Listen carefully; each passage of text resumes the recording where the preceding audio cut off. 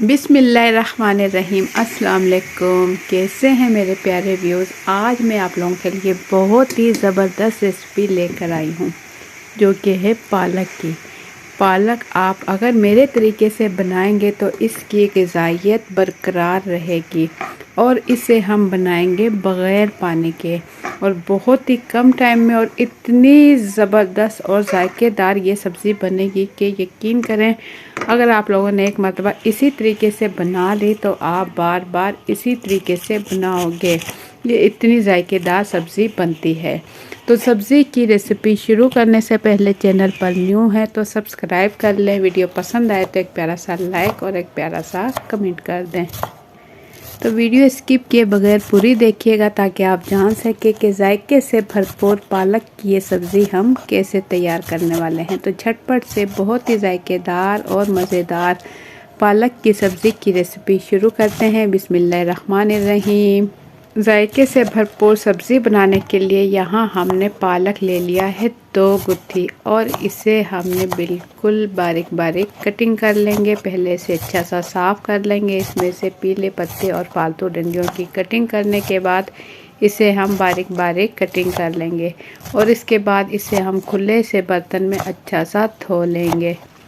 पालक कटिंग करने के बाद ही धोएं क्योंकि इसमें मिट्टी बहुत ज़्यादा होती है। अगर कटिंग करने के बाद खुले से बर्तन में से धोएंगे तो मिट्टी इसके नीचे रह जाएगी और पालक ऊपर आ जाएगा और इसकी ग़िज़ाइयत भी बरकरार रहेगी। इसकी ग़िज़ाइयत नहीं ख़त्म होगी तो आप इसे कटिंग करने के बाद ही धोएं।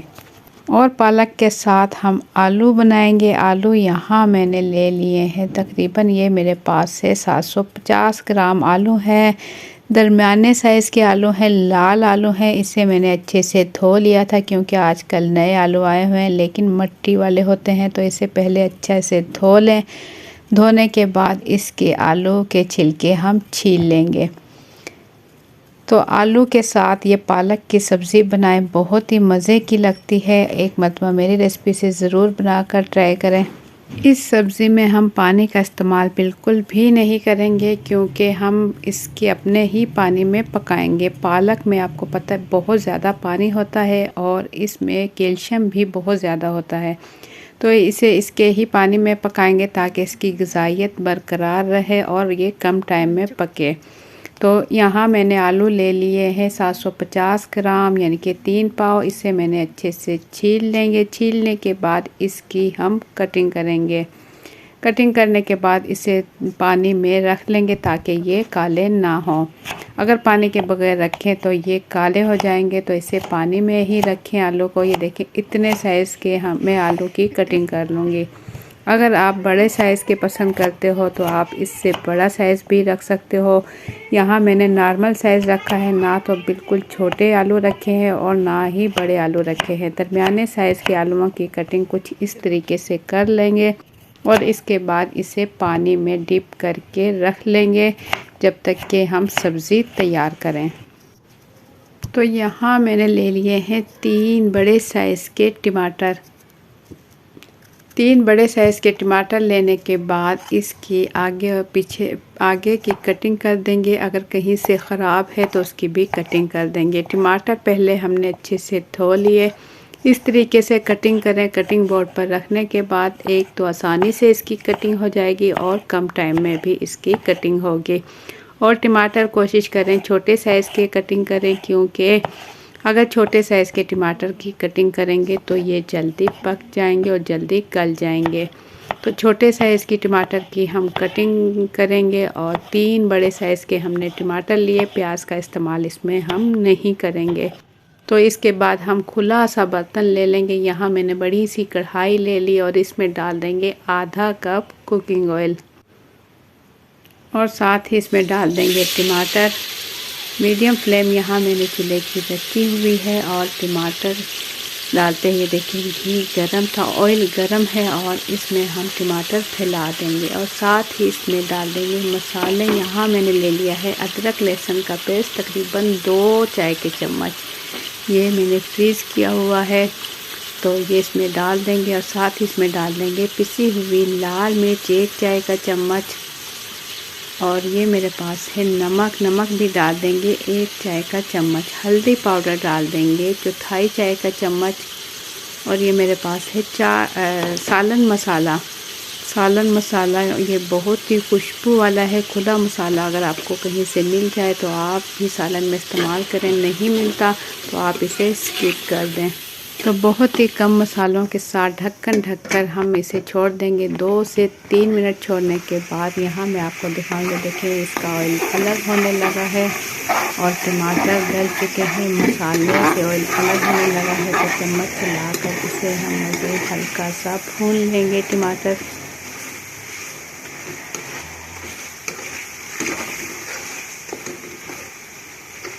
ایک سے 1.5 منٹ اسے بھون لیں گے، اور اس کے بعد پالک ہم نے اچھے سے دھو لیا کھلے سے برتن میں، اور اس کا پانی نکل چکا ہے۔ کسی بھی جالی والی ٹوکری میں رکھ کر پالک کا پانی نکال لیں، اور اس کے بعد اس ٹائم ہم نے تمام پالک کڑھائی میں ہم ڈال چکے ہیں، اس لیے ہم نے کھلا سا برتن لیا تھا پکانے کے لیے، کیونکہ جو پالک ہے پھولا ہوتا ہے، لیکن اب جیسے ہی مسالوں کے ساتھ ہم اسے بھونیں گے تو یہ خود بخود بہت ہی کم ہو جائے گا اور یہ پالک اپنا پانی چھوڑ دے گا۔ تو اتنی دیر میں یہاں ہم لے لیں گے ہری مرچیں۔ یہ میرے پاس دیسی ہری مرچیں ہیں، تیز والی ہری مرچیں ہیں، 5 سے 6 عدد ہری مرچیں لے لیں گے، اور اس کی ڈنڈی کی کٹنگ کرنے کے بعد اسے ہم اکٹھا کر کے کٹنگ بورڈ پر اسے کوشش کریں گے بالکل باریک اس کی کٹنگ کر لیں مرچوں کی۔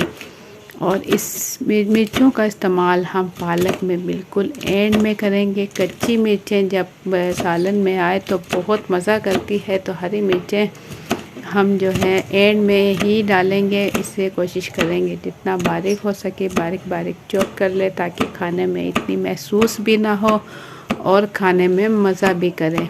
اور ہری مرچوں کا بہت زیادہ فائدہ رکھتی ہے معدے کے لیے، یہ بہت زیادہ زبردست ہے۔ تو دیکھیں اس طریقے سے اسے بالکل باریک چوپ کر لیں گے۔ تو پالک ہم نے چولہے پر رکھا ہوا ہے، مرچوں کی کٹنگ ہم کر چکے ہیں، مرچیں دیکھیں بالکل ریڈی ہو چکی ہے، بالکل باریک چوپ کرنے کے بعد اسے ہم رکھ لیں گے سائڈ میں اور پالک دیکھ لیں گے۔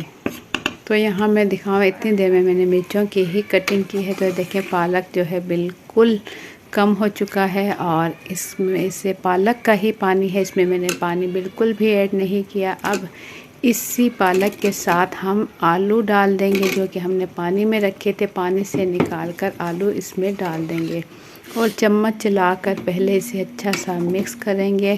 اور یہ آلو بھی پالک کے پانی میں ہی پک کر تیار ہوں گے، اس کے اندر پانی کا استعمال میں بالکل نہیں کروں گی۔ پانی اچھا خاصا پالک کا نکلتا ہے، اسی پانی میں ہماری یہ سبزی تیار ہوگی۔ ڈھک کر اسے ہم نے پکایا تقریباً 7 سے 8 منٹ پکایا میڈیم ٹو ہائی فلیم پر۔ تو یہاں میں دکھاؤں، یہ دیکھیں ماشاءاللہ سے پانی ہلکا سا اس میں پانی ہے، اور آئل بھی اس کا نکلنے لگا ہے، اور آلو بھی ماشاءاللہ سے اچھے سے پک چکے ہیں، اچھے سے گل چکے ہیں اور ٹوٹنا سٹارٹ ہو گئے۔ تو اس اسٹیج پر آ کر سالن بہت ہی زبردست لگتا ہے کھانے میں، جب آلو اچھے سے گلے ہوں اور خود بخود ٹوٹنا شروع ہو جائے۔ تو اس ٹائم ہم نے اس پر ڈال دی ہری مرچیں اور 1 چائے کا چمچ پیسا ہوا گرم مسالہ۔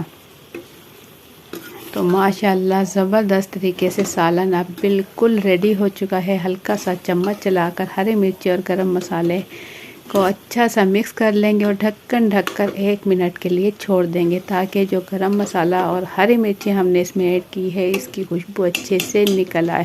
چولہا ہم بند کر چکے ہیں، تو اس آخری لک دکھانے کے لیے اسے ہم نکال لیں گے پلیٹ میں۔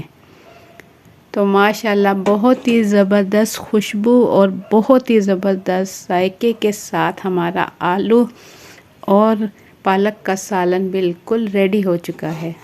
تو آپ لوگوں کو میری آج کی یہ ریسپی کیسی لگی؟ اپنا فیڈ بیک کمنٹس کے ذریعے ضرور دیں۔ چینل پر نیو ہے تو سبسکرائب کر لیں، ویڈیو پسند آئے تو ایک پیارا سا لائک اور ایک پیارا سا کمنٹ کر دیں۔ ضرور ٹرائی کیجئے گا، میری ریسپی سے آپ کو بہت پسند آئے گی یہ سبزی۔ تو ماشاءاللہ کھانے میں اتنا ذائقے دار بنا ہے، کیا ہی بات ہے اس سبزی کی۔ آپ ضرور ٹرائی کیجئے گا، آپ کو بھی بہت ہی پسند آنے والی ہے یہ سبزی، بہت ہی ذائقے دار یہ سبزی تیار ہوئی ہے۔ یہ کلپ آپ دیکھ رہے ہو، میں نے بنائے تھے آلو اور گوبھی کے پراٹھے، جو کہ بہت ہی زیادہ ذائقے دار اور مزیدار بنے تھے۔ یہ آپ میرے چینل پر دیکھ سکتے ہو، بہت ہی ذائقے دار بنے تھے۔ آپ کو بہت پسند آئیں گے۔ اگر آپ لوگوں کو میری یہ ریسپی پسند آئے تو اس پہ ضرور لائک کیجئے گا اور اپنی فیملی اور فرینڈ کے ساتھ بھی ضرور شیئر کیجئے گا۔